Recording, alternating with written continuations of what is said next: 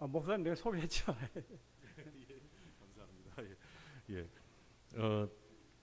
재직 헌신 예배니까 좀 외부의 목사님을 좀 강사로 모셔서 하고 싶었는데요. 처음이라 제가 그냥 하겠다고 그랬습니다. 처음이라 다음에 할 때는 다른 외부에서 목사님 또 초청해서 하는 시간을 갖도록 하겠습니다.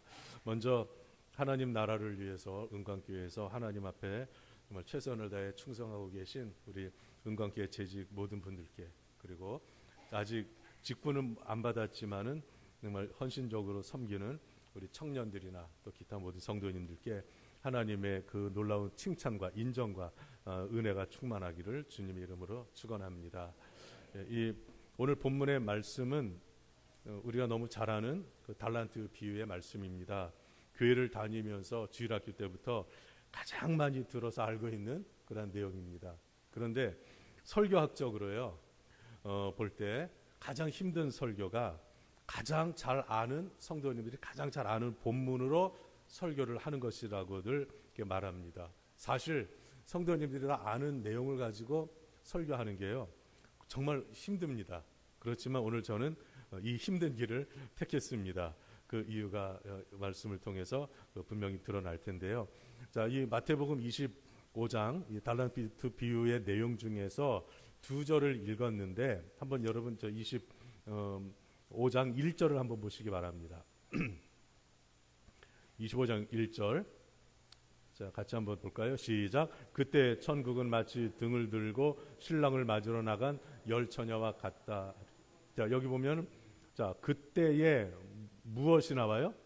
천국이 나오죠.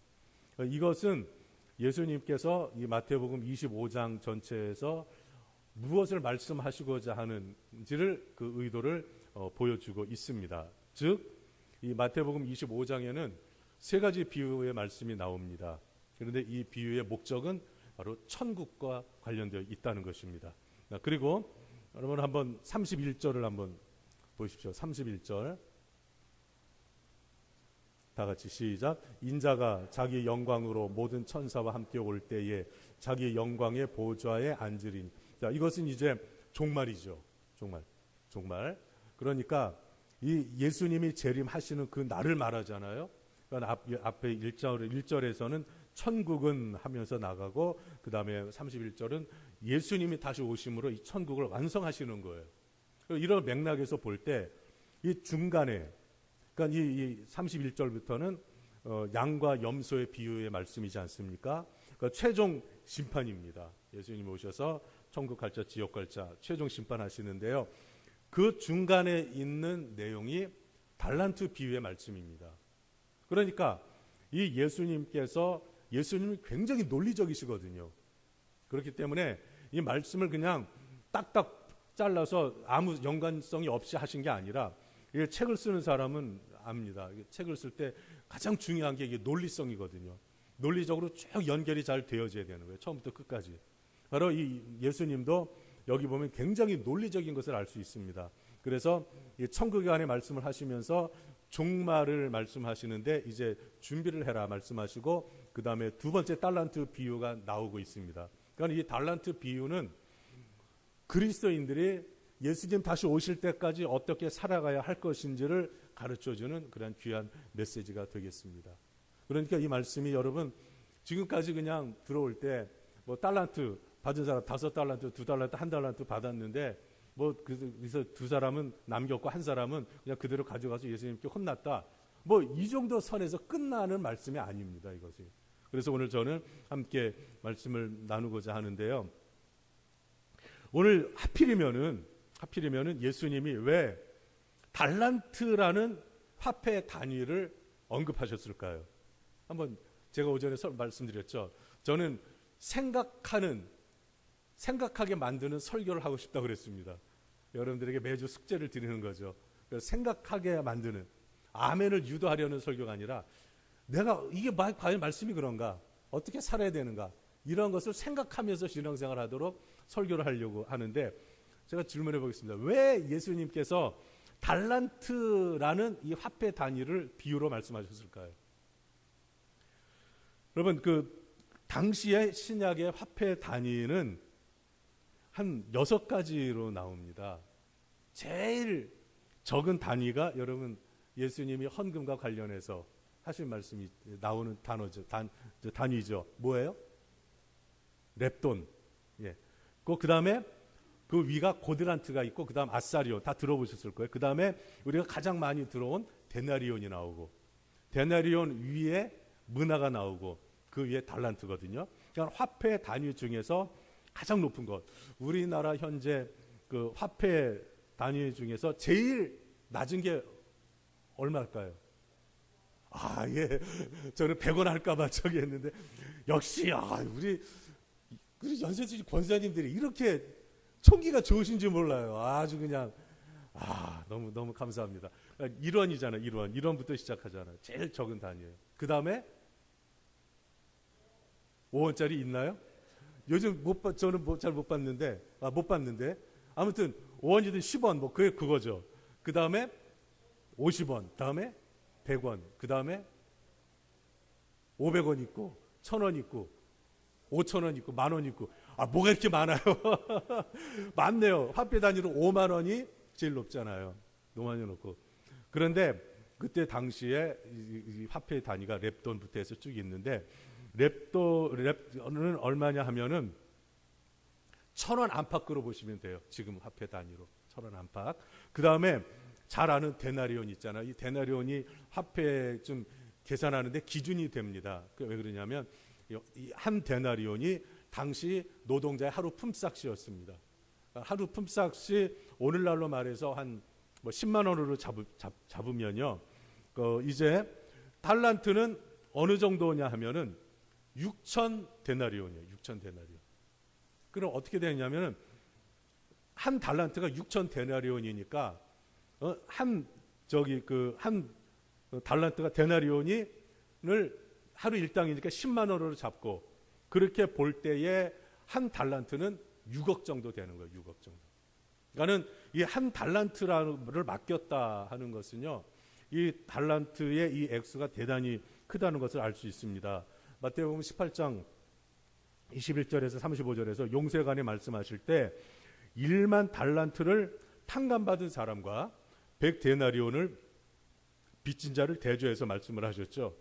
1만 달란트를 탕감받았다는 것은 엄청난 것이에요. 이것은 사람이 갚을 수 없는 금액입니다. 그만큼 죄 사함을 받는다는 것이 얼마나 귀한 것인지를 알려주는 하나님의 은혜에 대해서 말을 하고 있는 것입니까? 하나님의 은혜가 굉장히 크다는 것을 강조하기 위해서 1만 달란트 빚진 자가 나오는 거예요.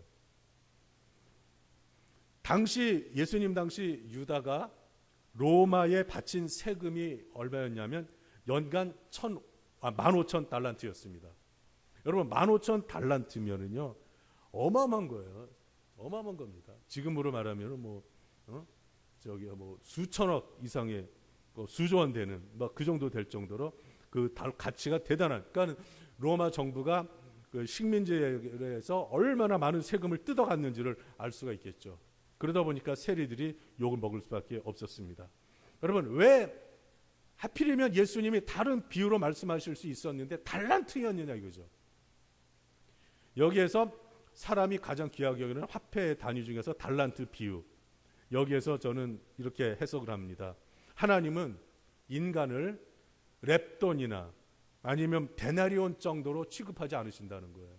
하나님은 우리 인간을 최고의 가치를 두시고 하나님이 그 인간에게 구원과 은혜를 베풀기를 원하신다는 겁니다. 그러니까 하나님은 우리를 하찮은 존재로 아주 값싼 존재로 여기지 않으시고 우리를 굉장히 값비싼 아주 가치가 있는 그런 사람으로 여기신다는 점을 여기서 강조하고 있습니다. 이런 해석은 처음 들으시죠? 네, 처음 들으시죠? 근데 제가 하는 게 맞아요. 맞습니다. 닉 부이치치라고요. 들어보신 적 있죠? 예, 이 사람 저는 이분에 대해서 말하기가 좀 미안해요. 좀 이렇게 장애가 있는 분인데 이 분에 대해서 이렇게 말하는 게 좀 미안합니다. 근데 이분은 보통 장애가 있는 게 아니라 양 손과 양 다리가 없어요. 그러니까 머리하고 이 몸만 있고 이 몸 바로 밑에 그 이렇게 발가락 움직일 수 있는 발가락 요거만 있습니다. 그러니까 얼마나 불편하겠습니까? 그래서 사실 말하기가 좀 미안한 마음도 있어요. 근데 이분이 워낙 유명하니까 이분이 근데 아버지는 목사님이세요. 루마니아 목사님이신데 이제 아들이 태어나고 장애도 있고 하니까 저기 호주로 이사를 갔습니다. 이민을 갔죠. 그래서 호주에서 그렇게 생활을 하셨는데 양팔과 양다리가 없이 태어나니까 부모님도 엄청난 충격을 받았죠. 닉 자신도 정말 성장하면서 자기 자신의 모습을 보면서 좌절하고 절망이 그를 뒤덮어서 자살까지 시도를 했었습니다. 그런데 하나님이 데려가지 않으셨어요. 티네이저 시절에 정말 그렇게 힘들고 갈등하고 고민하고 그랬는데 최고의 경험을 하게 되었습니다. 목사님의 아들로 태어났지만 10대 때에 가서야 그가 예수님을 개인의 구주로 영접을 하게 되었습니다. 그러니까 어렸을 때는 그냥 부모님이 하시는 말씀만 듣고 그냥 그렇게 말씀만 들었지 자기가 예수님이 자신을 구원했다는 확신이 없었습니다. 그런데 예수님을 구주로 영접을 했어요. 그러면서 예수님을 만나고 나니까 진심으로 만나고 나니까 그에게 있어서 가장 엄청난 변화가 일어난 게 하나가 있습니다. 그것이 뭐냐면은 다른 사람 애들이 놀리기도 했거든요. 놀리기도 하고 놀림을 이렇게 받고 그러면서 나는 아무것도 할 수 없는 사람이야. 나는 비천한 사람이야. 나는 가치가 없는 사람이야. 이러면서 성장을 했습니다. 그런데 예수님을 만나고 난 후에 가장 중요한 변화가 뭐냐면 하나님은 나를 소중한 존재로 태어나게 하셨다. 엄청난 깨달음입니다. 그리고 난 다음에 이 부이치치는 그의 인생관이 달라졌습니다. 하나님께서 나를 태어나게 하셨고 내게 양팔과 양다리를 주지 않으시고 태어나게 하신 것에는 하나님의 어떤 계획이 분명히 있으실 것이다. 이런 그런 믿음을 갖게 되었습니다. 닉의 인생은 새로워졌죠. 예수님을 만나면서 놀라운 변화가 일어났습니다. 혹시 저도 그랬거든요. 이렇게 사진은 멀쩡한데 좀 열등감이 많았습니다. 나 같은 죄인, 이 부족한 사람 늘 그렇게 생각을 해왔어요. 우리 중에도 그런 분이 있을 겁니다. 나는 뭐 공부도 별로 못하고 또 아니면 뭐 가난하고 뭐 어쩌고 저쩌고 그럴 수 있습니다. 그래서 자신을 하찮은 존재, 가치가 없는 존재로 생각할지도 모릅니다. 여러분 오늘 이 시간 이후로 예수님을 믿는 우리 모두는 그것을 다 던져버리고 나는 소중한 하나님께 정말 소중한 사람이다. 하나님이 나를 그런 존재로 만드셨다. 태어나게 하셨다. 직분을 주셨다. 이 확신을 가지시기를 바랍니다. 이렇게 이런 생각의 변화가 일어난 그 닉은요. 이제 자신이 뭐가 되어야 될지를 스스로 이제 깨닫기 시작을 했습니다. 그래서 이 사람은 행복 전도사가 되어야 되겠다. 그의 책을 읽어보니까 그런 다짐을 하게 되었습니다. 그래서 그는 전 세계를 다니면서 저기 미국의 그 크리스탈 캐시드럴이라고 수정교회로 알려 있죠. 그 교회에서 이분이 간증을 했어요. 이분은 이제 서 있지를 못하니까 간증을 했는데 그 교회에서 이렇게 강대상을 이걸 치우고 이렇게 만들어줬습니다. 그러면 이 위에 올라가서 여기서 이렇게 왔다 갔다 하면서 요 안에서 이렇게 설교를 하시는데 참 짠했습니다. 근데 이분이 그러는 거예요. 내가 전 세계를 다니면서 예수님을 전하고 있는데 몇 년 전에 한 얘기입니다. 내가 지금까지 예수님을 전한 사람의 수는 복음을 내가 전한 사람의 수는 4억 명이다 그랬어요. 4억 명. 우리는 주변에 있는 뭐 한두 사람 몇 사람에게 복음을 전하는 것도 힘들어합니다. 복음을 부끄러워하기도 합니다. 예수님의 증인되어서 사는 것을 참 어떻게 보면 감추려고 하기도 합니다. 그런데 이 사람은요 당당하게 전 세계를 다니면서 뭐 중동 지역도 가고 뭐 어디를 가도 뭐 전 세계 아프리카 가고 무척 많이 불려다닙니다. 그때마다 예수님을 전했는데 몇 년 전에 4억이에요. 4억 명에게 복음을 전한 거예요. 그럼 지금까지 하면은 제가 볼 때는 한 6, 7억 이상은 되지 않을까 그렇게 생각을 합니다. 여러분 정말 이걸 설교하는 저 자신도 부끄러워요. 그러니까 닉 부이치치가 사지가 없는 가운데서 이렇게 쓰임 받으려고는 그 자신도 생각을 못한 거예요. 여러분 우리가 열등감이 있을 수 있습니다. 그렇지만 그 열등감을 하나님이 빛나게 하시는 분은 바로 예수 그리스도이십니다. 예수님 안에서 나는 정말 특별한 존재라는 것, 가치가 있는, 랩돈이 아니라 데나리온 정도도 아니고 최고의 가치인, 화폐 가치인 달란트, 우리는 바로 그런 하나님이 가장 소중하게 여기는 존재라는 사실을 알아야 됩니다. 그래서 닉 부이치치는 자신이 그렇게까지 쓰임받을 줄 몰랐다는 거예요. 그렇게 많은 사람에게 예수님을 전할 줄 몰랐다는 거예요. 자신은 행복한 전도자가 되었다. 그래서 이 닉 부이치치 보면요, 항상 웃습니다. 항상 웃어요. 하나님이 정말 이 결혼도 못할 줄 알았다고 생각을 했는데 이 사람에게 예쁜 아내, 정말 예쁘더라고요. 그리고 자녀를 선물로 주셨는데 얼마나 예쁜지 몰라요. 얼마나 예쁜지. 그래서 전 세계를 다니면서 복음을 전하고 있습니다. 여러분, 왜 하필이면 달란트 비유냐? 이것은 한번 따라해 보세요. 하나님은 나를 가치 있는 존재로 여기신다. 믿으시면 아멘 하시기 바랍니다. 이런 때는 아멘 해야 돼. 여러분, 하나님은 우리를 하찮은 존재가 아니라 가치 있는 존재로 만드셨어요. 그리고 자, 여러분, 오늘 본문에 같은 내용인데 19절을 보겠습니다. 19절. 다 같이 읽겠습니다. 시작. 오랜 후에 그 종들의 주인이 돌아와 그들과 결산할세, 이렇게 나와 있죠. 자, 오랜 후에는요, 단기간의 결산보다는 오랜 장기간을 말하는 것인데요. 여기에서 주인은 예수님이고 종은 우리를 말합니다. 그런데 여기에서 오랜 후에 결산, 이 단어가 나오는 것을 볼 때 이것은 종말의 때입니다.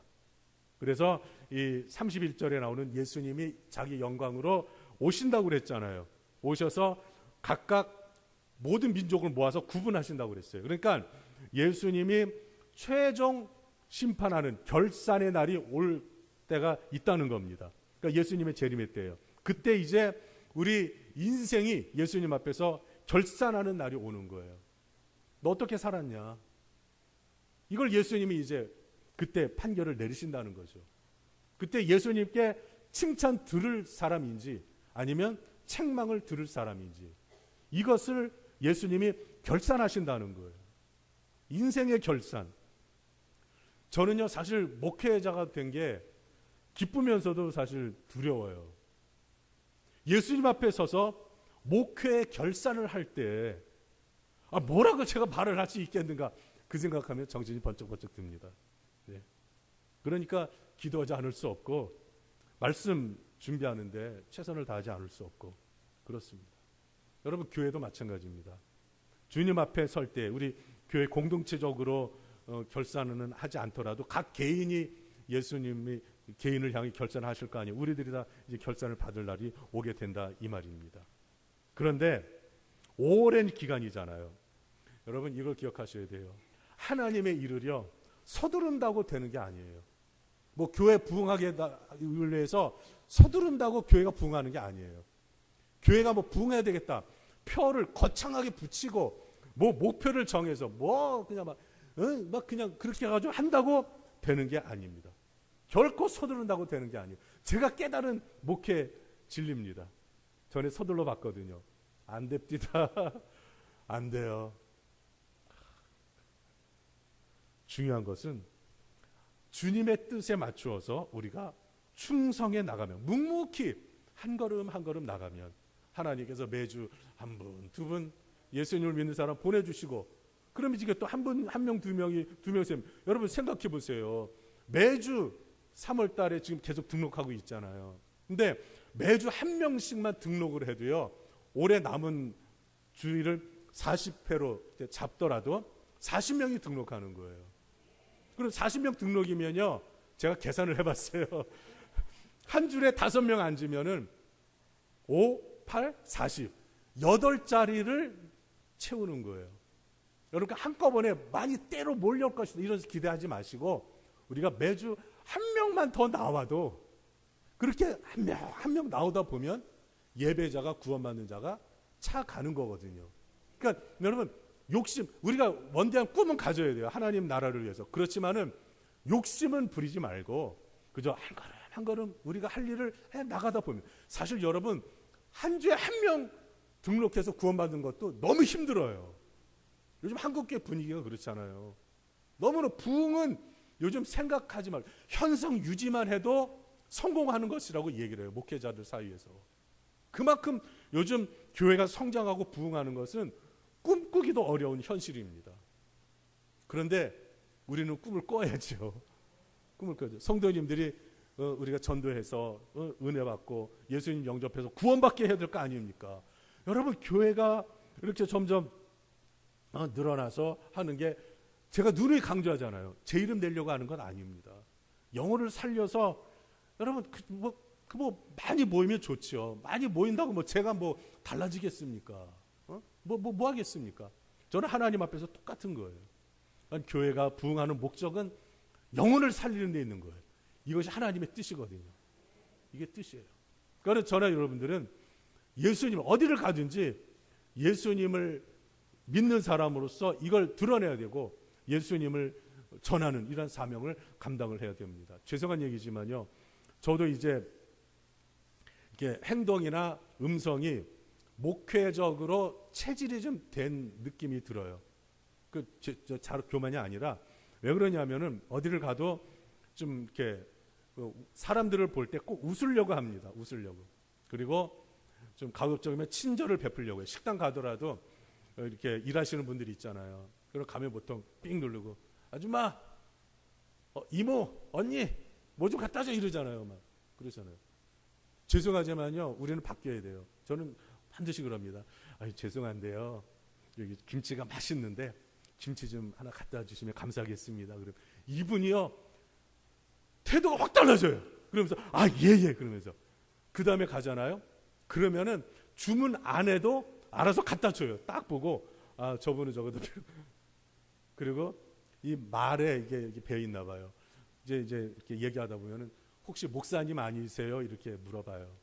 이렇게 알더라고요. 잘난 체 하려고 그러는 게 아니라 그렇게 할 수밖에 없는 거예요. 할 수밖에. 왜? 그분들도 소중한 분들인데 그렇게 해서라도 가식적으로라도 그분들에게 예수님 믿는다는 것을, 그리고요 같이 가면은요 반드시 제가 목사라는 게 신분이 밝혀져요. 왜? 제가 주로 집사람하고 다니거든요. 집사람이 저한테 어디를 가든 주로 밖에 나가면요 목사님 그래요. 그러니까 밥 먹을 때도 목사님 이거 좀 드세요 그러면 종업원들이 다 듣잖아요. 그러니까는 괜히 중간에 욕 먹을까봐 들어갈 때부터 어차피 목사라는 거 잠시 후면 알게 되니까 가식적으로라도 그렇게 하는 겁니다. 여러분, 어쩔 수가 없는 거예요. 바로 영혼을 살리기 위해서 그러한 겁니다. 영혼을 살리기 위해서. 그러니까 우리 은각계 성도님들 어디 가서 식사를 하시든지 어디를 가서 뭘 하시든지 하면요 꼭 상대방의 도움을 필요로 할 때, 또 식당 종업원 그분들한테 정중하게 부탁하듯이 그렇게 요청을 하고 갖다 주면은 꼭 무슨 말을 해야 되겠어요? 아이고, 목사가 좀 들똑똑해도 성도님들이 똑똑하니까 이게 잘 통하네요. 예? 그러니까 감사합니다. 그럼 성도님들이 같이 가면 얘기하는 게 뭐예요? 교회 얘기잖아요. 교회 얘기. 그럼 교회 얘기 하니까 교인인 거 아는데, 그럼 벌써 달라지는 거예요. 그러니까 우리가 서두른다고 되는 게 아니라 우리가 예수님의 뜻을 따라서 그냥 작은 부분에라도 충성을 해 나가면, 삶에서 교회에서 충성을 해 나가면 주님의 몸된 교회가 점점 더 하나님의 은혜로 점점 잘 새롭게 세워져 가게 되는 것입니다. 결산할 날이 와요. 그때 우리 주님 앞에 섰을 때에 제가 볼 때 예수님이 우리를 보실 때 판단 기준이 적어도 두 가지라고 생각을 합니다. 첫 번째는 얼마나 사랑했느냐, 하나님 사랑하고 얼마나 영혼을 사랑했느냐, 그거고요. 또 하나는 얼마나 내가 너에게 맡겨준 일에 충성했느냐. 어떤 사람은 많이 받고 어떤 사람은 적게 받고 그럴 수 있잖아요. 양이 중요한 게 아닙니다. 여러분, 장로님들은 맡은 분량이 더 커요. 여기에 맞게 충성을 해야지. 이걸 못하면은 주님 앞에서 결산할 때에 책망 받는 거예요. 그러나 이거 맡겨주셨기 때문에 이걸 잘 감당하면 더 큰 상급을 받는 것이죠. 우리 안수 집사님들, 권사님들 다 마찬가지입니다. 다른 교회에서 이제 권세인직 받고 이사 오셔서 여기에 나오시는 권사님들, 아직 심우가서 안 되신 분들도 마찬가지예요. 이분들도 같이 우리와 같이 열심히, 우리가 이제 가족이잖아요.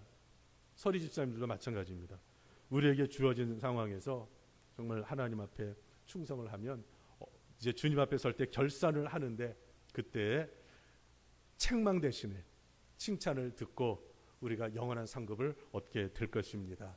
자, 그러면 어떤 종이 되어야 하느냐 하는 것이죠. 자, 이제 시간상 핵심적인 것만 말씀을 드리겠습니다. 자, 주인이 세 종에게 달란트를 맡깁니다. 자, 첫 번째 종에게 몇 달란트 맡겼어요?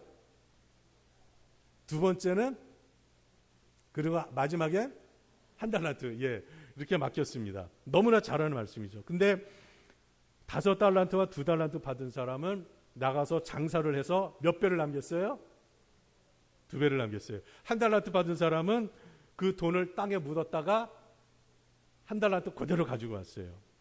그러니까 주인이 돌아와서 결산을 하는데 5달란트와 2달란트 받은 사람은 주인으로부터 칭찬을 받았는데 21절 아까 봉독해 주셨는데 21절 다 같이 읽겠습니다.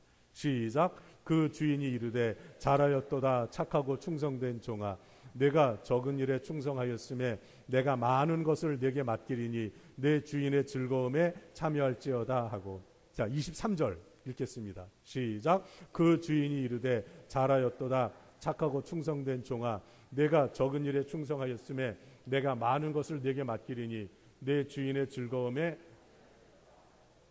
똑같죠? 지금 예수님이 말씀을 하시는 것에서요, 5달란트, 2달란트 여기에서 차별이 없습니다. 차별이 없어요. 예수님은 내가 너한테 얼마를 맡겼는데 이런 말씀도 안 하십니다. 그저 5달란트나 2달란트나 똑같이 말씀을 하십니다. 결산의 그 내용입니다. 잘하였도다 착하고 충성된 종아, 내가 작은 일에 충성하였으며 내가 많은 것으로 내게 맡기리니 내 주인의 즐거움에 참여할지어다. 이걸 2번이나 이렇게 말씀을 했습니다. 반면에 한 달란트 받은 사람입니다. 여러분 26절을 보겠습니다. 시작. 그 주인이 대답하여 이르되 악하고 게으른 종아, 나는 심지 않은 데서 거두고 해치지 않은 데서 모으는 줄을 내가 알았느냐. 여기서 예수님이 책망하시죠. 뭐라고 그래요? 악하고 게으른 종이라고 말씀하십니다. 여러분 여기에서 주인은 예수님이고요, 종은 우리들을 말합니다. 예수님은 우리에게 우리의 그 교회적으로 맡겨주신 게 있고 우리의 삶 자체 전체가 다 하나님이 맡겨주신 삶입니다. 이 삶에 대한 결산의 날이, 심판의 날이 온다는 거예요. 예수님이 최종 심판하신다. 그때에 영원한 운명이 판가름 나는 거예요. 어떤 사람은 정말 영원히 예수님의 그 즐거움에 천국 가서 참여하고, 어떤 사람은 지옥에 가서 영벌을 받는 그러한 상황에 이르게 됩니다. 그러면 여기에서 착하고 충성된, 악하고 게으른 종 이게 나오는데, 요거를 이제 말씀드리면요, 착함과 악함이 나와요. 이것은 사람의 내면적인 요소를 말하는 거예요. 그리고 충성과 게으름이 나옵니다. 이것은 외면적인 요소예요. 그러니까 착함과 악함은 마음을 말하고 충성과 게으름은 행동을 말하는 거예요. 행위를 말하는 거예요. 예수님은요, 하나만 안 보십니다. 그러니까 마음만 보시는 게 아니고 또 행동만 보시는 게 아니고 둘 다 본다는 거예요. 우리의 속도 보시고 겉도 보신다는 거예요. 착함은요, 무슨 의미냐면 본문의 맥락에서 볼 때 주인의 뜻을 잘 파악하고 있는 사람이에요. 악한 사람은 주인의 뜻과는 상관없이 자기 주관적으로 판단해서 행하는 사람입니다. 착함은요, 말이 없어요. 말이 없어. 주인이 하라는 데 대해서 아무 말도 없어요. 여러분, 착한 사람은 그래요. 뭐 이렇게 시키면, 자녀들도 그렇잖아요. 좀 착한 놈은 뭘 시키면 말이 없이 해요. 근데 좀 약간 삐딱한 놈은요, 그게 뭘 그렇게 그냥 뭐 핑계도 대고 뭘 그냥 뭐 부모님을 도리어 원망하고 나쁘게 생각하고 막 결국은 악하다는 것은요, 주인을 나쁜 사람으로 몰아가는 거예요. 착한 사람은 주인이 시키는 대로 하는 그러한 사람입니다. 이 차이가 분명히 있는 거예요. 저는요, 이 말씀을 묵상하면서 예수님은 착하고 충성된 종과 악하고 게으른 종으로 이렇게 둘로 구분을 하셨는데, 저는 조금 더 묵상하다 조금 더 나눠봤어요. 그래서 이 네 가지 그 종이 있는데, 저도 그렇고 직분자들 우리가 어디에 속했는지 좀 한번 체크를 해봐야 됩니다. 첫 번째는요, 말씀 그대로 착하고 충성된 종입니다. 이것은 예수님이 칭찬하시는 말씀이죠. 이거 다 알아요, 우리가. 그러니까 내면도 마음도 좋아야 되고 외면 행위로도 잘 충성을 해야 된다, 이 말입니다.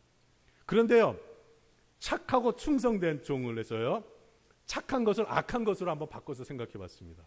그러면 어떤 종이에요? 악하고 충성된 종이에요. 악하고 충성된 종. 여러분, 이게 있을 수 있을까요? 없을까요? 있어요. 이래서 설교자가 필요한 거예요. 설교자가. 여러분, 아마 처음 들어보실 거예요. 아마 이런 구분을.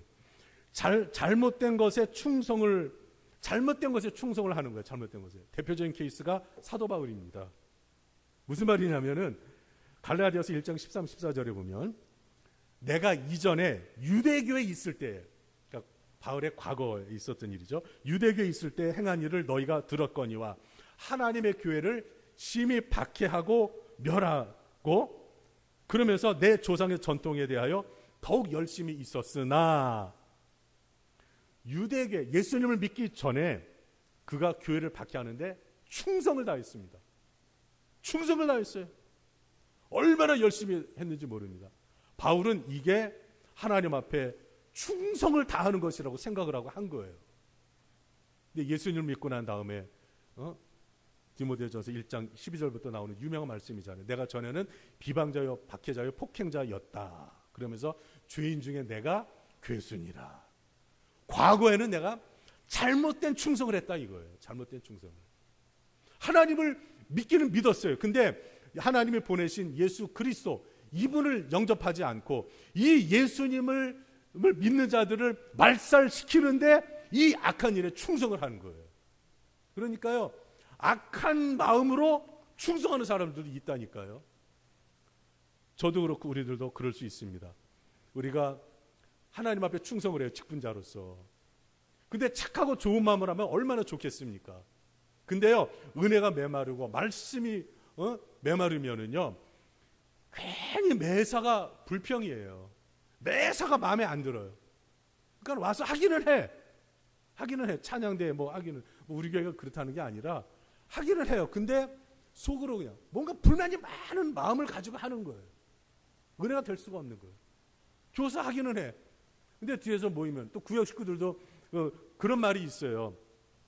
구역 예배를 드리잖아요. 예배 잘 드리고, 그리고 이제 다과도 하고 커피도 마시고, 그러면서 이제 얘기하기 시작을 해요. 얘기하면서 첫 번째로 누구 얘기를 하냐면 남편 얘기를 한다는 거예요. 남편 얘기. 그리고 우리 남편은 이러쿵 저러쿵 하면서, 이게 좋은 말일까요? 나쁜 말일까요?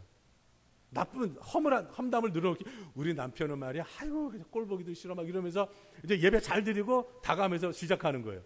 그 다음에 자기 남편 흉이 다 끝나면은 그 다음 누구로 넘어가느냐 하면은 사모님으로 넘어간대요. 사모님 흉을, 우리 사모님은 말이야 어쩌고 옷을 맨날 저렇게 입고 막 그런다. 그거 끝나면 누구로 넘어갈까요? 알긴 안 해. 공범들이 너무 많아. 다 공범들, 다 공범.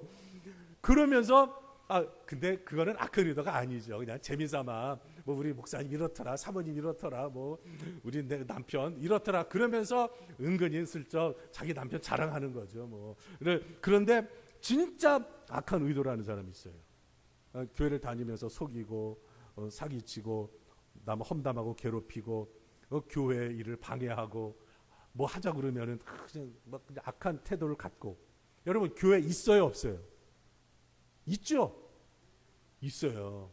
우리 교회는 아닌 것으로 제가 믿습니다만은 있습니다. 그러니까 착하고 충성된 종이 있지만 악하고 충성된 종이 있어요. 악하고 충성된 종. 속의 의도가 하나님의 영광을 구하는 게 아니라 자기 영광을 구하고 하나님의 뜻을 이루는 게 아니라 자기 뜻을 이루고자 하는 이러한 악한 의도가 있습니다. 그러니까 사도 바울이 예수님을 믿고 난 다음에 이걸 회개한 거예요. 내가 하나님 앞에 좀 악한 자였다. 악한 자였다. 그 뒤에 어떻게 고백합니까? 영원하신 왕, 곧 썩지 아니하고 보이지 아니하고 홀로 하나이신 하나님께 존귀와 영광이 영원 무궁토록 있을지어다.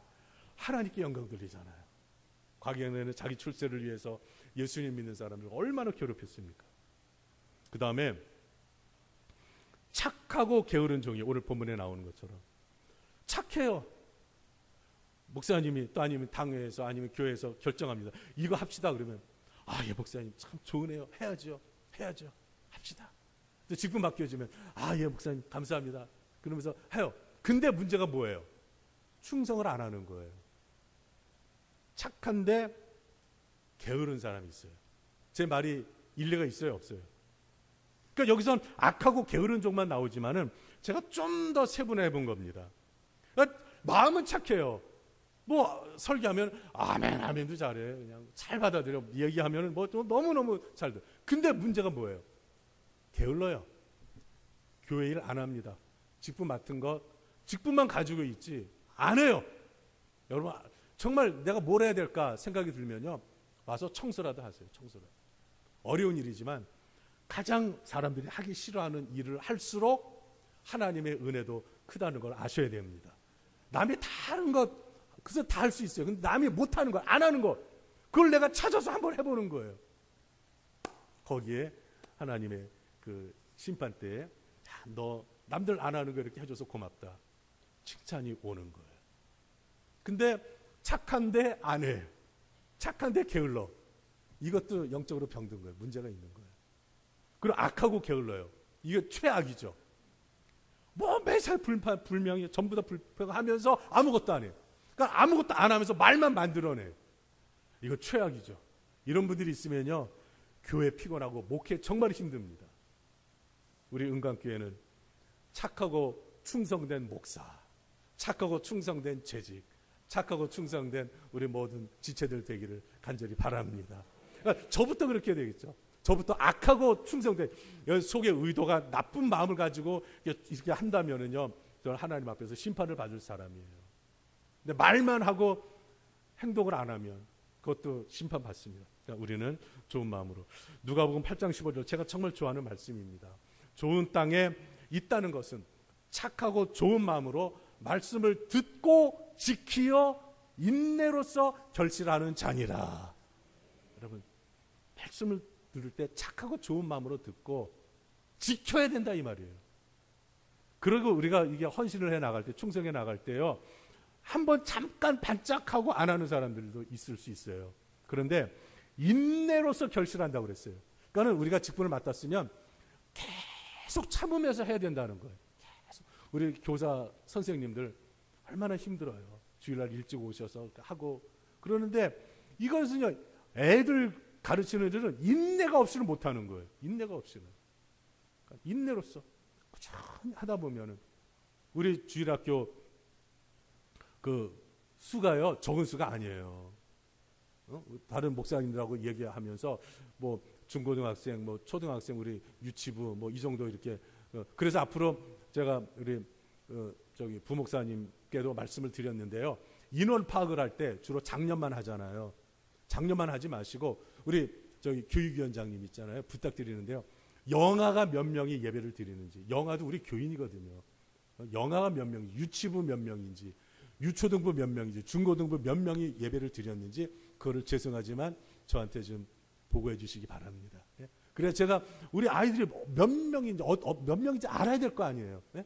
어른만 할 게 아니라 그러니까 기도를 해야 되고 하니까 그거를 좀 작년부 출석 인원 이렇게 해주실 때 같이 해주시면 대단히 고맙겠습니다. 아무튼 정말 어려운 일이에요. 교사로서 하는 거. 인내하면서 하는 거예요. 인내하면서. 봉사하는 건 뭐 반주하는 것도요. 그렇고 다 마찬가지입니다. 인내하면서 하는 거예요. 인내하면서. 그렇게 충성을 해 나가면 예수님이 우리에게 칭찬을 해 주시는 거예요. 그게 뭐냐면 잘하였도다 착하고 충성된 종아. 내가 적은 일에 우리는 정말 힘을 다해서 했는데 하나님 나라 차원에서 올 때 뭐 뭐 큰 일이겠습니까만, 그러나 우리 예수님은 우리가 한 작은 일도 귀하게 여기시고 내가 그렇게 충성을 했으니까 내가 너에게 많은 것으로 맡겨주리. 이 맡겨주신다는 것은요, 이 5달란트 2달란트 받은 사람들이 2배나 남겼잖아요. 하나님이 우리의 삶에도 그렇게 넘치게 역사하시고, 그리고 최종 심판 때에 우리 예수님이 잘했다 착하고 충성된 종 하시면서 내 주인의 즐거움에 천국 잔치에 참여해라, 이렇게 인도해 주시는 겁니다. 그러니까 우리는 그저 착하고 충성된 종 막연하게 생각하지 마시고, 악하고 충성된 종, 착하고 게으른 종, 악하고 게으른 종이 돼서는 안 되고 그저 늘 하나님 착하고 충성된 종이 되게 해주십시오. 이 기도를 하면서 나아갈 때 하늘에서 상급이 있고 또 이 땅에서 사는 동안에 하나님께서 부족함이 없이 넘치는 은혜를 베풀어 주실 것입니다. 기도하겠습니다. 하나님 아버지, 감사합니다. 재직 헌신 예배를 드리면서 말씀을 상고했습니다.